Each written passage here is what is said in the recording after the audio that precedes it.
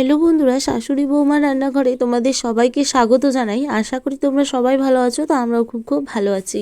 আজকের আমার রেসিপি হচ্ছে নিম বেগুন ভাজা। তো নিম বেগুন ভাজা বানানোর জন্য এখানে বাজার থেকে 3 আটি নিম পাতা কিনে নিয়ে এসেছি। তারপরে দেখো নিম পাতাগুলোকে ভালো করে বেছে নিতে হবে, কোনো রকম পোকামাকড় আছে কি না দেখে।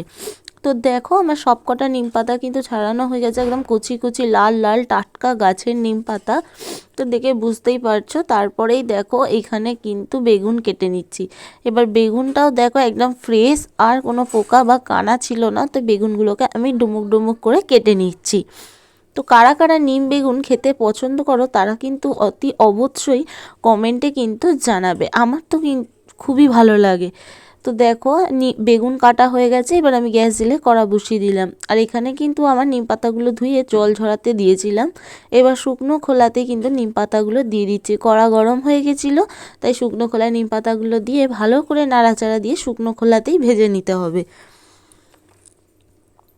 তো সবার প্রথমে বলে রাখি, আমার চ্যানেলে যারা নতুন তো প্লিজ চ্যানেলটিকে সাবস্ক্রাইব করে পাশে থাকা বেল আইকনটিকে প্রেস করে দেবে।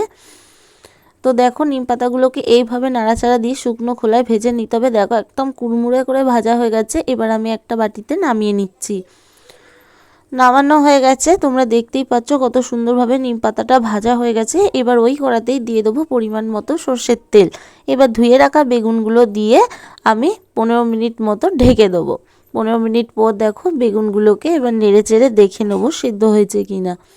তো দেখো বেগুনগুলোকে ভালো করে নাড়াচাড়া দিয়ে ভেজে নিতে হবে। এখানে দিয়ে দেবো বেগুনের মধ্যে স্বাদ মতো হলুদ, আর দিয়ে দেবো স্বাদ মতো লবণ, দিয়ে আবারও নেড়ে চেড়ে ভালো করে বেগুনটাকে ভেজে নিতে হবে। দেখো বেগুনটা একদম খুব সুন্দর করে ভাজা হয়ে গেছে, তোমরা দেখতেই পাচ্ছ লাল লাল করে বেগুনটা ভাজা হয়ে গেছে। এবার এর মধ্যেই কিন্তু আমি দিয়ে দেবো এই ভেজে রাখা নিম পাতাটা একটু হাতে করে গুঁড়ো করে নিচ্ছি। তোমরা কিন্তু চাইলে এরকম গোটা রেখেও দিতে পারো, এরকম গুঁড়ো করেও দিতে পারো।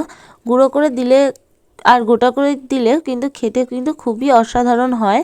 তো দেখো এবার নিম পাতাগুলো আমার গুঁড়ো গুঁড়ো করা হয়ে গেছে। এবার আমি বেগুনের মধ্যে দিয়ে দিচ্ছি। দেখো দেওয়া হয়ে গেল। এবার ভালো করে নিম পাতা আর বেগুনটাকে ভালো করে মিক্স করে নেড়ে চেড়ে ভেজে নিতে হবে।